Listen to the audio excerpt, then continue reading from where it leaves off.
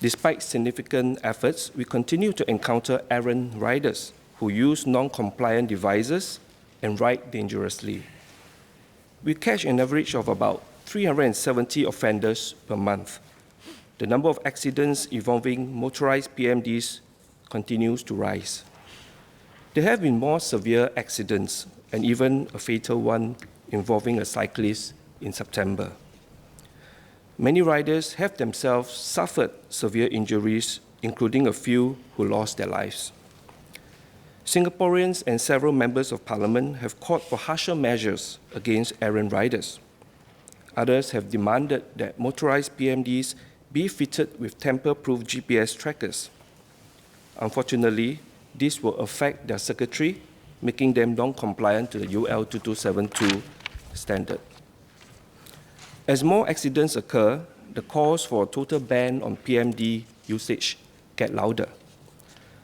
We are not alone in having to revisit existing rules governing the use of motorized PMDs. Last week, France announced that it would no longer allow the riding of e-scooters on its pavements. This followed hundreds of e-scooter-related incidents, including several deaths.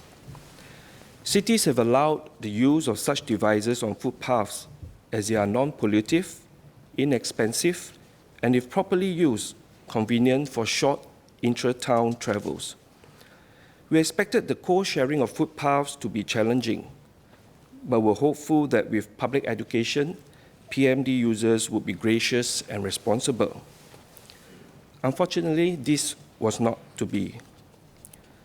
Like France, Japan, and many other countries, we have decided to prohibit the use of e-scooters from all footpaths. This will take effect from tomorrow. To allow time for users to adjust, we will provide an advisory period until 31st of December 2019. From 1st January 2020, we will carry out strict enforcement, and those caught riding on e-scooter on footpaths will be liable for a fine of $2,000 and/or jail up to 3 months. This ban from footpaths will not apply to those with mobility challenges who ride personal mobility aids like motorized wheelchairs and mobility scooters. The ban will also not apply to bicycles. We are aware that the banning of e-scooter usage on footpaths will impact food delivery riders who rely on them for work.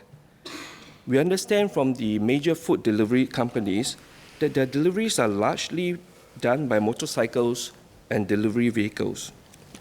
Less than 30% of Deliveroo and Foodpanda's riders use e-scooters. LTA will work with the food delivery companies to allow as many of their delivery riders to switch to motorcycles or bicycles. This move is not a complete ban of e-scooters in Singapore. We will continue to allow them on dedicated cycling paths. We are stepping up the construction of such cycling paths to provide clear separation between pedestrians and e-scooters, as in Ang Mo Kio and Tampines Town. LTA will be adding dedicated cycling paths in towns such as Woodlands, Toa Payoh, and Choa Chu Kang. Overall, we will extend the network of dedicated cycling paths from about 440 kilometers today to 750 kilometers latest by 2025.